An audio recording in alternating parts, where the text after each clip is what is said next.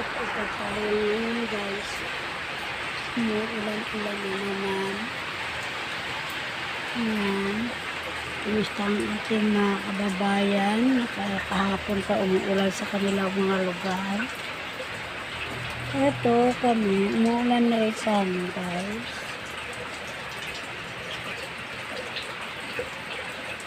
Kawawa naman yung sidecar ko.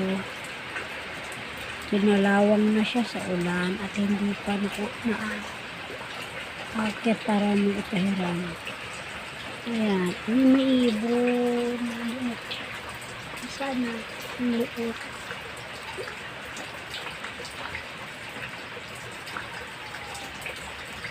Hindi siya makita, parang dahon lang.